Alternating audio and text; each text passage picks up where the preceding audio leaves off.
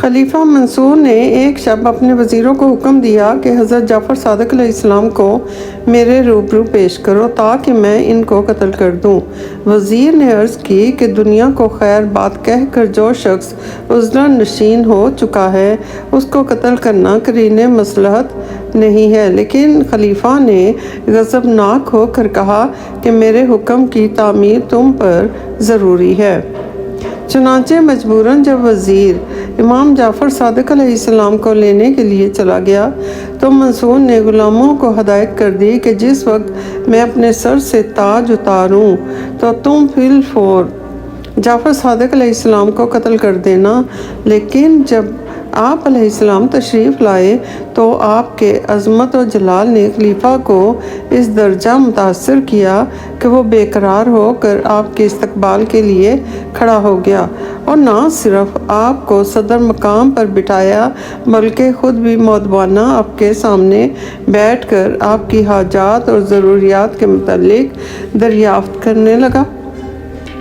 آپ علیہ السلام نے فرمایا کہ میری سب سے اہم حاجت اور ضرورت یہ ہے کہ آئندہ پھر کبھی مجھے دربار میں طلب نہ کیا جائے تاکہ میری عبادت اور ریاضت میں خلل واقع نہ ہو۔ چنانچہ منصور نے وعدہ کر کے عزت اور احترام کے ساتھ آپ علیہ السلام کو رخصت کیا، لیکن آپ کے دبدبے کا اس پر ایسا اثر ہوا کہ لرزہ براندام ہو کر مکمل 3 شب و روز بے ہوش رہا۔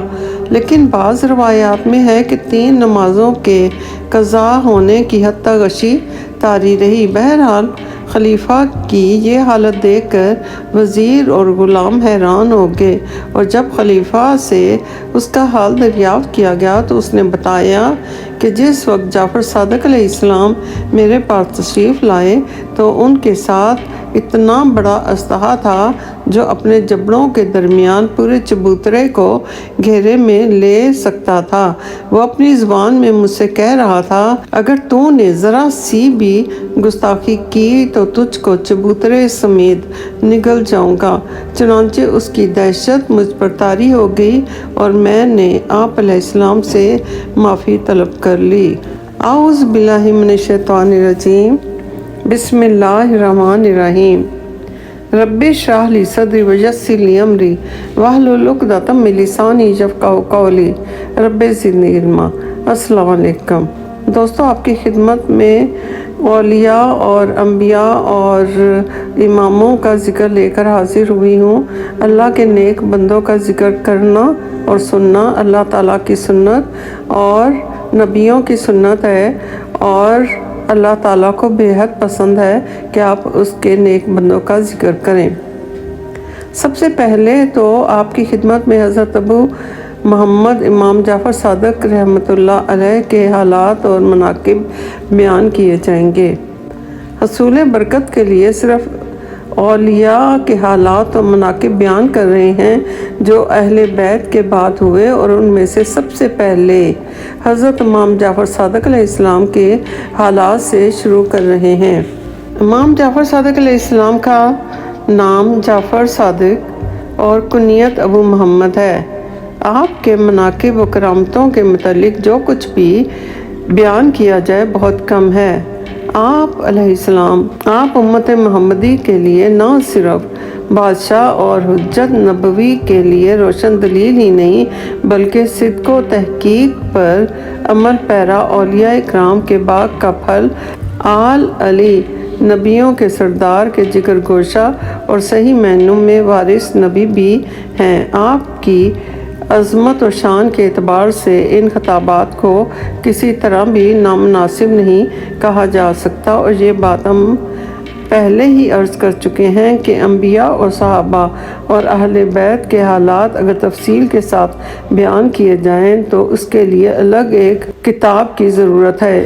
ایک مرتبہ حضرت داؤد طائی رحمۃ اللہ علیہ نے حاضر خدمت ہو کر امام جعفر صادق علیہ السلام سے عرض کی کہ آپ چونکہ اہل بیت میں سے ہیں اس لیے مجھ کو کوئی نصیحت فرمائیں، لیکن آپ علیہ السلام خاموش رہے، اور جب دوبارہ داؤد تائی نے کہا کہ اہل بیت ہونے کے اعتبار سے اللہ تعالیٰ نے آپ کو جو فضیلت بخشی ہے، اس لحاظ سے نصیحت کرنا آپ کے لیے ضروری ہے۔ یہ سن کر آپ علیہ السلام نے فرمایا کہ مجھے تو یہی خوف لگا ہوا ہے کہ قیامت کے دن میرے جد اعلیٰ ہاتھ پکڑ کر یہ سوال نہ کر بیٹھے کہ تو نے خود میری اتباع کیوں نہیں کی، کہ تو نے خود میرا اتباع کیوں نہیں کیا، کیونکہ نجات کا تعلق نسب سے نہیں بلکہ اعمال صالح پر موقوف ہے۔ یہ سن کر داؤد طائی کو بہت عبرت ہوئی اور اللہ تعالیٰ سے عرض کی کہ جب اہل بیت پر خوف کے غلبے کا یہ عالم ہے تو میں کس گنتی میں آتا ہوں اور کس چیز پر فخر کر سکتا ہوں۔ ایک دفعہ آپ علیہ السلام کو پیشوا لباس میں دیکھ کر کسی نے اعتراض کیا کہ اتنا قیمتی لباس اہل بیت کے لیے مناسب نہیں، تو آپ علیہ السلام نے اس کا ہاتھ پکڑ کر جب اپنی آستین پر پھیرا تو اس کو آپ کا لباس ٹاٹ سے بھی زیادہ کھردرا محسوس ہوا۔ اس وقت آپ علیہ السلام نے فرمایا ھذا للخلق وھذا للخلق۔ اس وقت آپ علیہ السلام نے فرمایا کہ یعنی مخلوق کی نگاہوں میں تو عمدہ لباس ہے لیکن حق کے لیے یہی کھردرا ہے۔ ایک مرتبہ آپ علیہ السلام نے امام ابو حنیفہ رحمۃ اللہ علیہ سے سوال کیا کہ دانش مند کی تعریف کیا ہے؟ امام صاحب نے جواب دیا کہ جو بھلائی اور برائی میں امتیاز کر سکے۔ آپ علیہ السلام نے کہا کہ امتیاز تو جانور بھی کر لیتے ہیں، کیونکہ جو ان کی خدمت کرتا ہے ان کو ایذا نہیں پہنچاتے اور جو تکلیف دیتا ہے اس کو کاٹ کھاتے ہیں۔ امام ابو حنیفہ رحمۃ اللہ علیہ نے پوچھا کہ پھر آپ کے نزدیک دانش مندی کی کیا علامت ہے؟ جواب دیا کہ جو دو بھلائیوں میں سے بہتر بھلائی کو اختیار کرے اور جو برائیوں میں سے کم برائی پر عمل کرے، جو دو برائیوں میں سے مصلحتاً کم برائی پر عمل کرے۔ کسی نے آپ علیہ السلام سے عرض کی کہ ظاہری اور باطنی فضل و کمال کے باوجود آپ میں تکبر پایا جاتا ہے۔ آپ علیہ السلام نے فرمایا کہ متکبر تو نہیں ہوں، البتہ جب میں نے کبر کو ترک کر دیا تو میرے رب کی کبریائی نے مجھے گھیر لیا، اس لیے میں اپنے کبر پر نازا نہیں ہوں بلکہ میں تو اپنے رب کی کبریائی پر فخر کرتا ہوں۔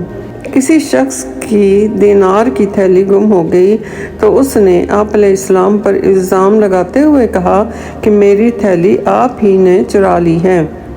حضرت جعفر رحمۃ اللہ علیہ نے اس سے سوال کیا کہ اس میں کتنی رقم تھی؟ اس نے کہا کہ 2000 دینار۔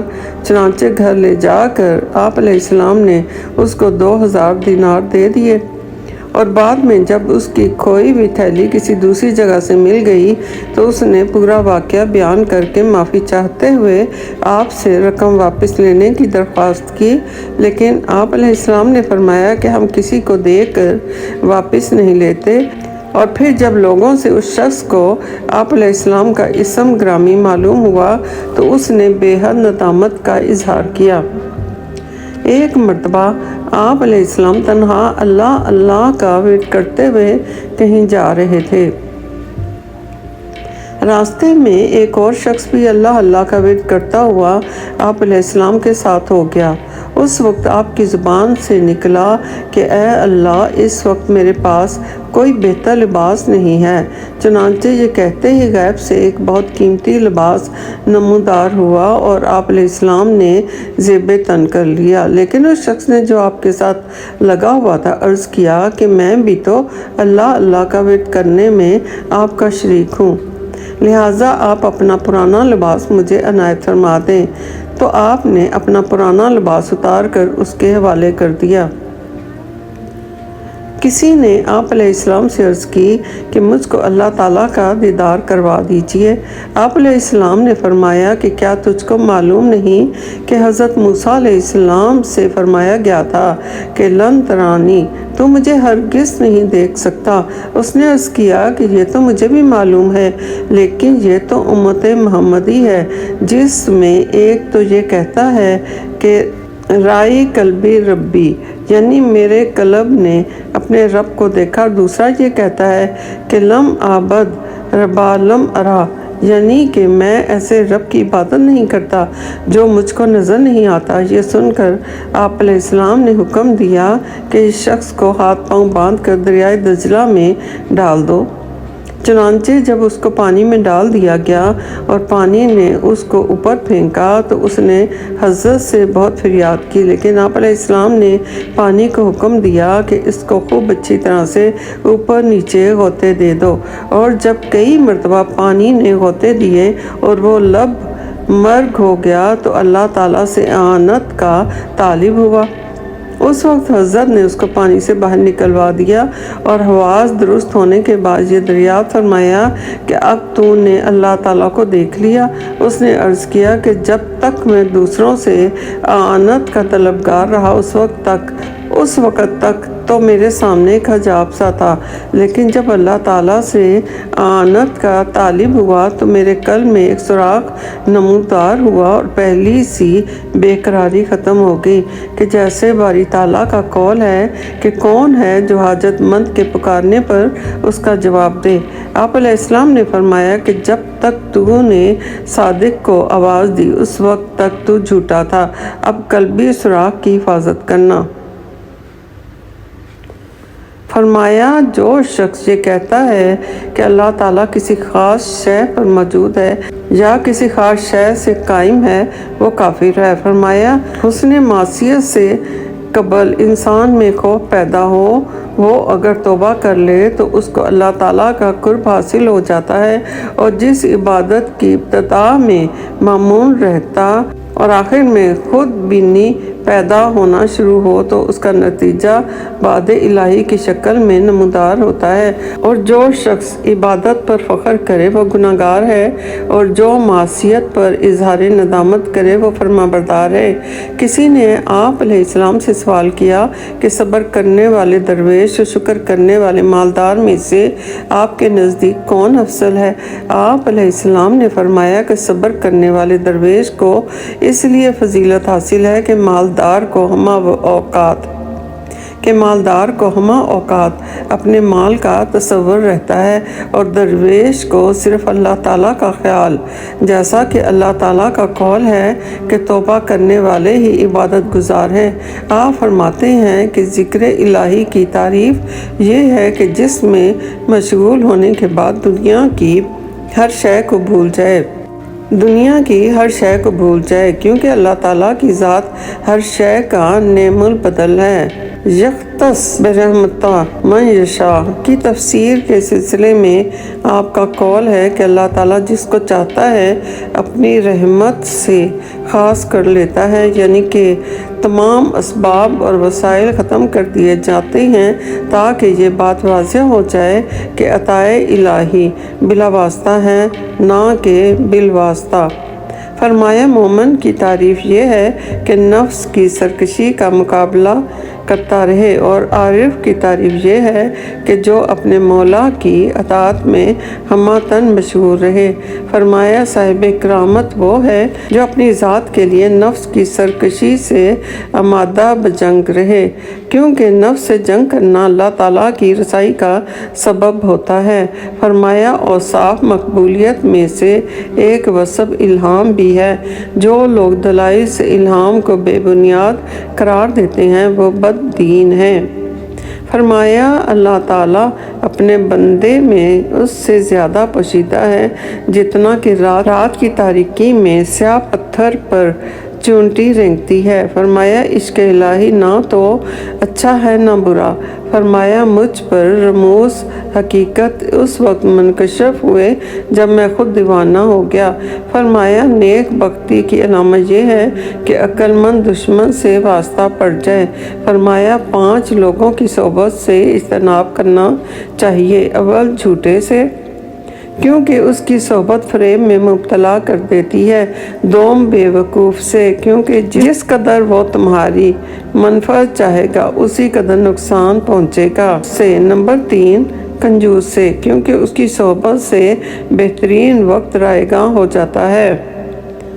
چہارم بزدل سے، کیونکہ یہ وقت پڑھنے پر ساتھ چھوڑ دیتا ہے۔ پنجم فاسق سے، کیونکہ ایک نوالے کی تمام میں کنارہ کش ہو کر مصیبت میں مبتلا کر دیتا ہے۔ فرمایا اللہ تعالیٰ نے دنیا ہی میں فردوس اور جہنم کا نمونہ پیش کر دیا ہے، کیونکہ آسائش جنت ہے اور تکلیف جہنم، اور جنت کا صرف وہی حقدار ہے کہ جو اپنے تمام امور اللہ تعالیٰ کو سونپ دے، اور دوزخ اس کا مقدر ہے جو اپنے امور نفس سرکش کے حوالے کر دے۔ چنانچہ فرمایا اگر دشمنوں کی صحبت سے اولیاء اکرام کو ضرر پہنچ سکتا ہے تو فرعون سے آسیہ کو پہنچتا، اور اگر اولیاء کی صحبت دشمن کے لیے فائدہ مند ہوتی تو سب سے پہلے حضرت نوح علیہ السلام اور حضرت کے ازواج کو فائدہ پہنچتا۔ لیکن اسی طرح آپ علیہ السلام کے فضائل اور ارشادات بہت زیادہ ہیں، لیکن طوالت کے خوف سے حصول سعادت کے پیش نظر اختصار کے ساتھ بیان کر دیے گئے ہیں۔ اللہ اکبر۔ اللہ تعالیٰ ہم سب کو حق اور سچ کے ساتھ چلنے کی توفیق عطا فرمائے۔ لاکھوں درود و سلام ہمارے آقا و مولا رسول خدا صلی اللہ علیہ وآلہ وسلم اور رسول خدا صلی اللہ علیہ وآلہ وسلم کی تمام آل پر، تمام انبیاء، تمام فرشتوں، تمام اولیاء اور تمام بزرگان دین پر۔ ربنا آتنا فی الدنیا حسنۃ وفی الآخرۃ حسنۃ وقنا عذاب النار وقنا عذاب النار۔ کوئی اسے ناراض ہے یا راضی، اللہ کو کسی کی پرواہ نہیں، وہ بے نیاز ہے۔